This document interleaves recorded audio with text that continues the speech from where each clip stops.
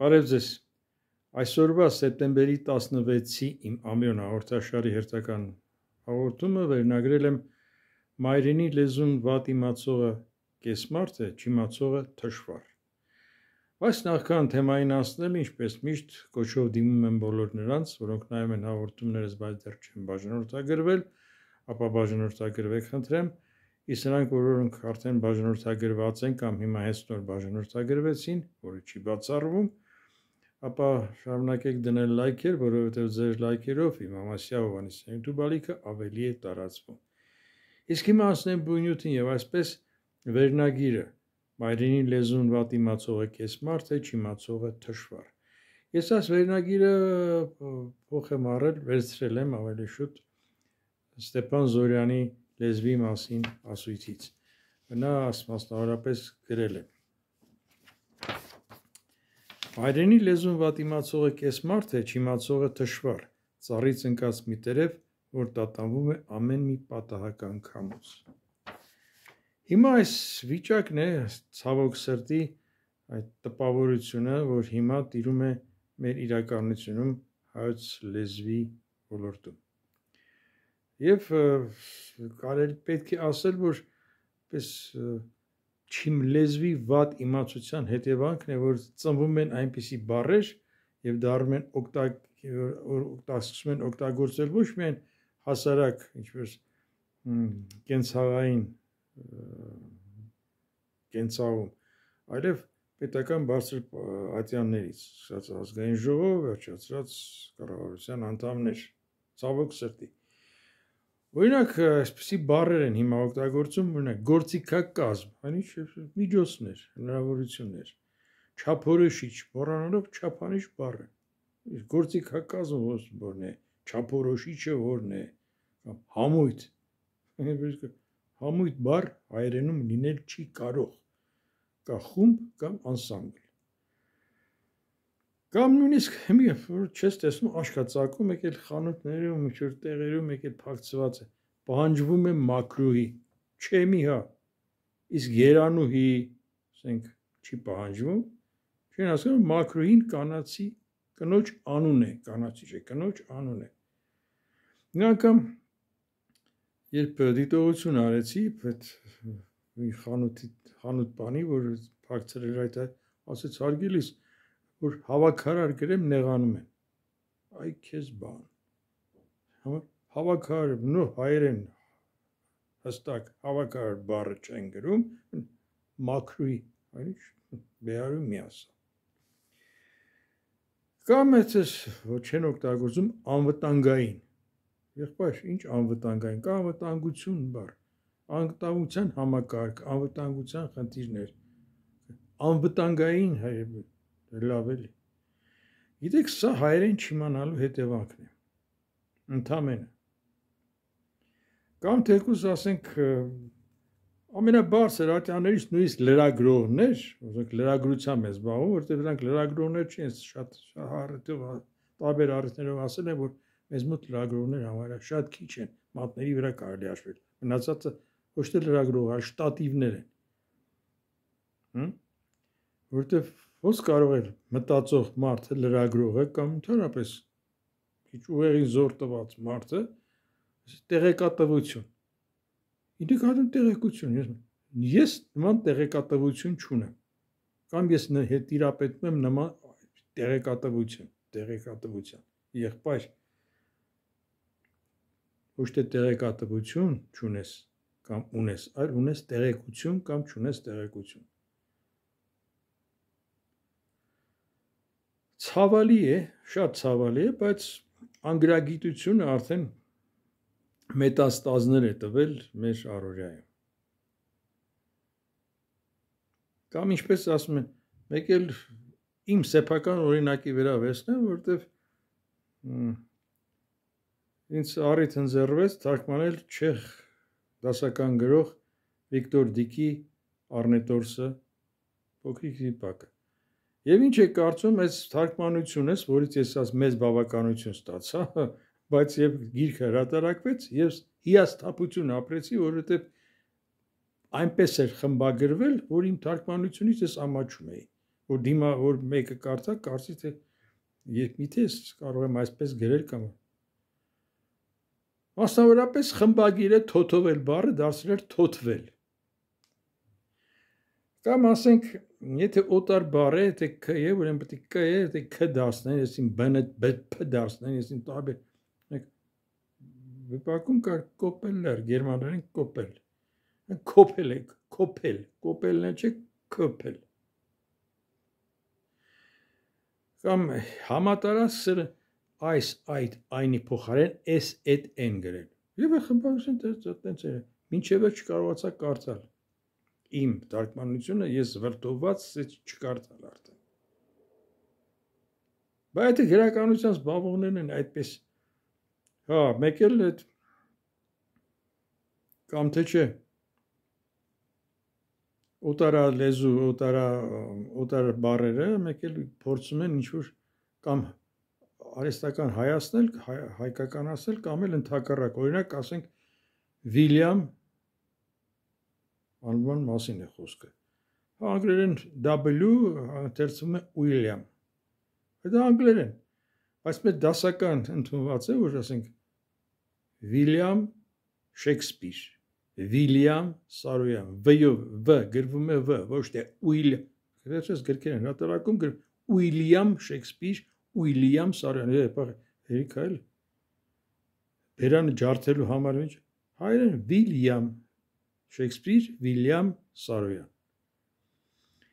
կամ ասենք համատարած անգլագիտությունով չենք որ օտար հատուկ անուններում բառամիջում ռ-ն միշտ հայերեն գրվում է ժ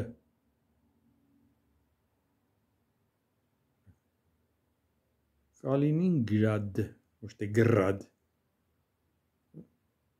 օրինակ Փարիզ ոչ թե Փարիզ Բացա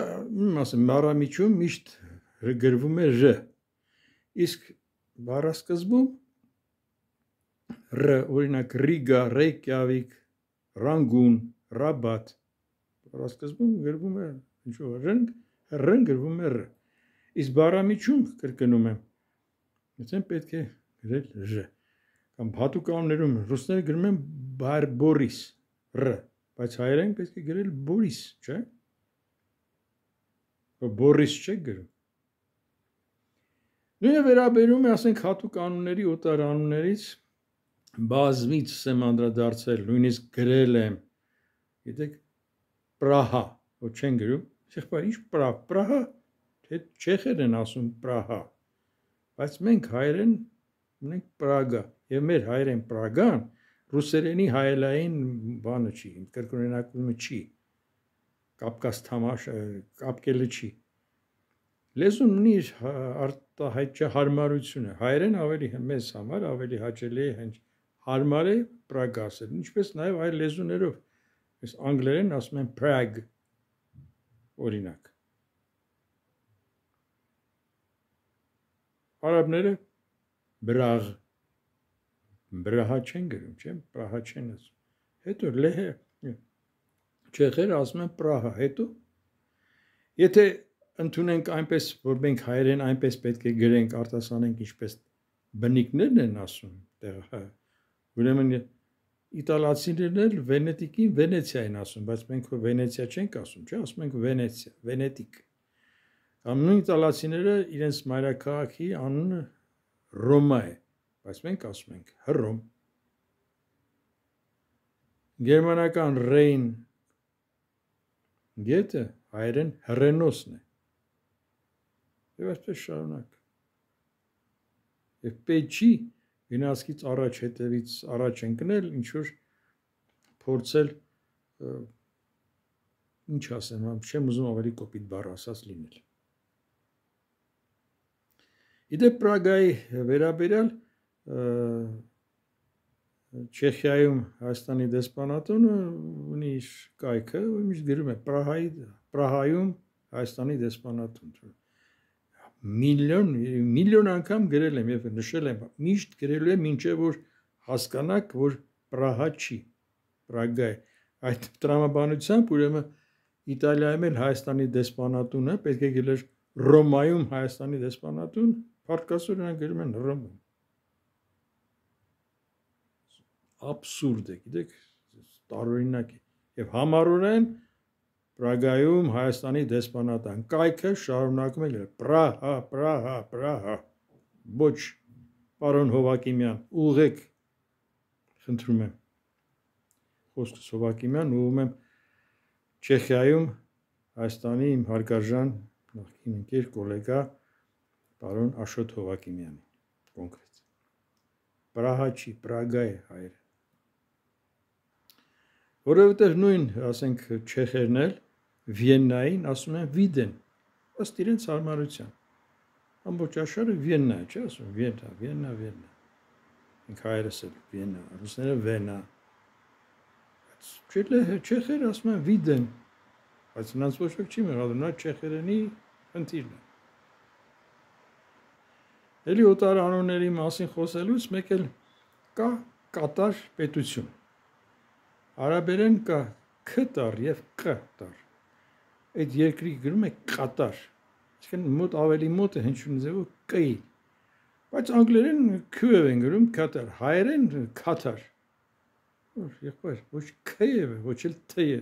արաբերեն կատար։ Այսինքն հայերեն ավելի ճիշտ կլինի գրել կատար։ Թակլորի կատարի հետ կապ չունի, բայց ճիշտ հնչյունաձևը հայերեն կատար պետության անվանումը պետք է գրել կատար։ Կամ թե չէ, ասենք, էլի չիմանալու հետևանք է, որ որտեղ օտար բառի մեջ խ են տեսնում, մեկ էլ հայերեն դասում են հ։ Կարծելով թե ռուսերենից է, ռուսները հ չունեն, խ են գրել, մենք էլ հ ունենք, պետք է օրինակ Խոմեյնին, ժամանակի մեջ շատ էր գրում Խոմեյնի, այնինչ կանոն ոչ թե Խոմեյնի, այլ հենց Խոմեյնի է։ Դրա համար պետք չի զլանալ, պետք է ընդամենը բացել բառերաններ, մանավանդ հիմա, որ համացանց այդ հնարավորությունը տալիս է։ Բացեք, տեսեք ճիշտ գրության ձևը, ընդամենը։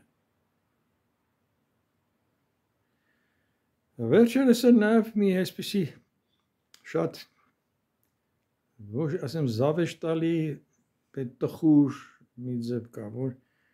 մեկ էլ սպասարկման սրահներում, ասենք լինի հեռախոսի սպասարկման սրահներ, բանկային համակարգ եւ այլ, ել ասում են մոտեցեք, ախե քիչ ասում որ մոտենամ լավ չի լինի։ Համեցեք բար գոյություն ունի քաղաքավարի, մոռացել են, չկա։ Մոտեցեք։ Կամ թե չէ, սպասեք հիմա կմոտենամ։ Սպասեք հիմա կգամ։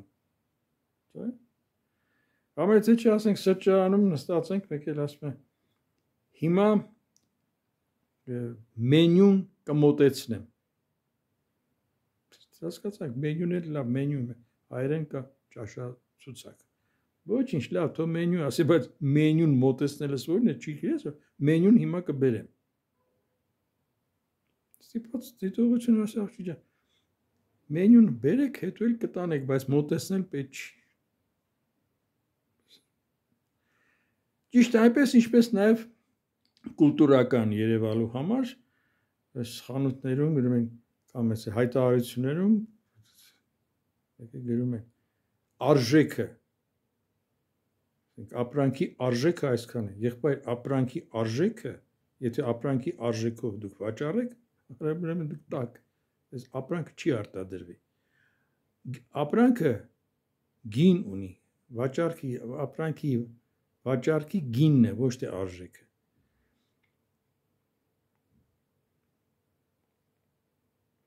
Արժեքապիտակ չեք ասում, չէ՞, գրում եք գնապիտակ։ Բա որ գնապիտակ է, ուրեմն գինն է, ինչի արժեք։ Արժեքից գոյանում է գինը։ Արժեքը այն է, որ ապրանքի վրա ծախսված ամբողջ միջոց, սկսած ապրանքի հումքից, էլեկտրածախսված էլեկտրականությունից, միջոցներից, մահորական ուժից, աշխատավարձ, այդ ամբողջը գումարում դառնում է ապրանքի արժեքը։ Իսկ երբ որ գնում է արդեն ապրանքը վաճառքի, ապա ձևավորում է, այդ արժեքի ձևավորում է գինը։ Այնպես որ արժեքն ու գինը տարբեր բաներ են։ Եվ ճիշտ է, որ վաճառքում վաճառասեղանին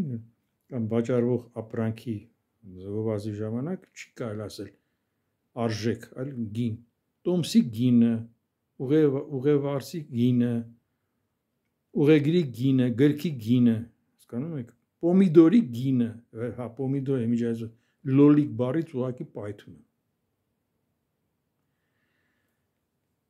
Հարեստական է լոլիկ բառը ո՞րն է, պոմիդոր։ Հա, մի խոսքով այդ սպասարկման սրահներից մոռացել են, որ հայերենում կա շատ բարեկիրթ, քաղաքավարի համեցեք բառը, եւ ինչ որ բան թուղթ կամ մենյու բերում, ոչ թե մոտեցնում, այլ բերում եւ տանում է։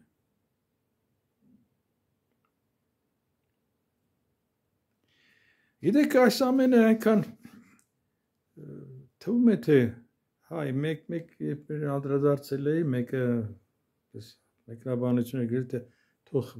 խնդիրը դա լինի, թող խնդիրը դա լինի։ Մի հարց։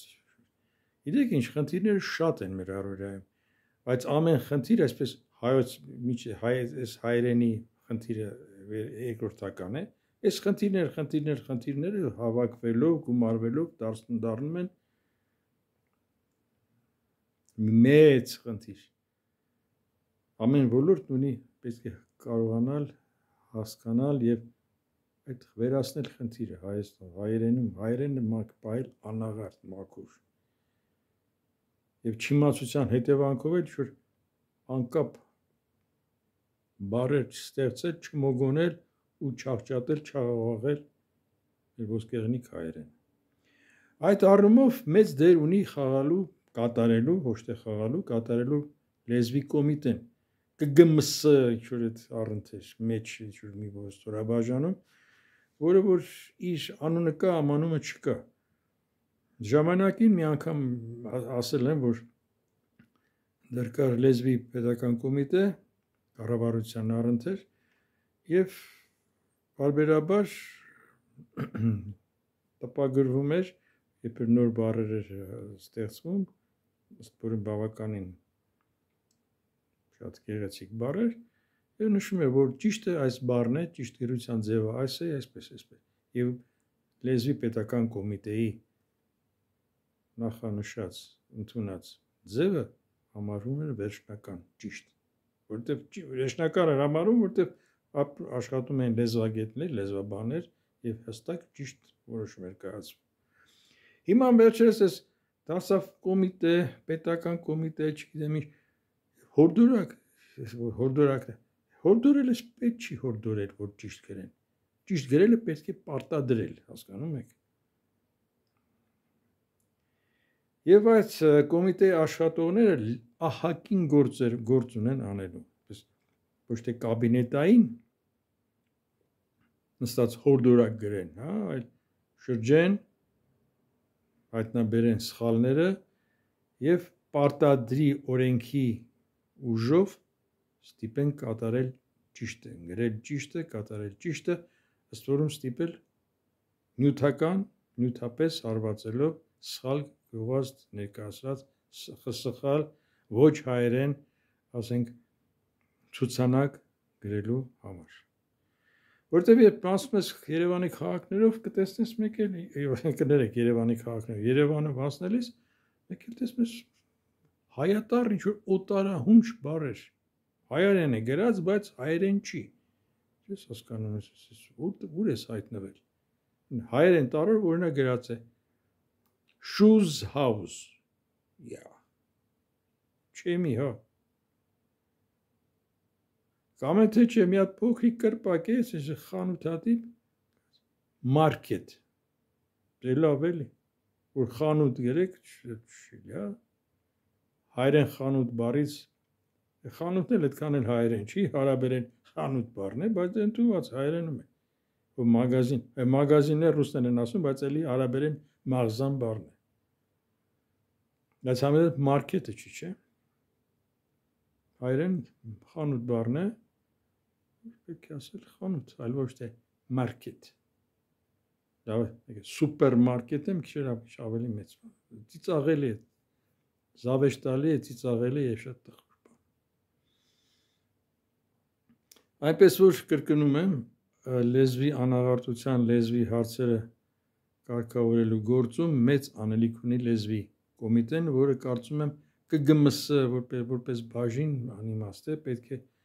վերականգնել նրա լիազորությունները, մեծացնել լիազորությունները, տալ ավելի լայն հնարավորություններ, ըստ որում նաև պատժիչ չասեմ, բայց վերստուգիչ հետևող լիազորություններ նաև տուգանելու լայն լիազորություններով հնարավորություններ։ Միայն այդպես կարելի է ուղղել պայքարել հայոց լեզվի անաղարտության համար։ Այսօր այսքանը, բայց նախքան ցտեսություն ասելը, մեկ անգամ եւս կոչով դիմում եմ բոլոր նրանց, որոնք նայում են հաղորդումներս, բայց դեռ չեն բաժանորդագրվել, ապա բաժանորդագրվեք, խնդրեմ։ Դրեք լայքեր, որովհետև ձեր լայքերով Իմամ Ասիա Հովհաննիսյանի YouTube ալիքը ավելի է տարածվում։ Այսօր այսքանը, ցտեսություն, կհանդիպենք։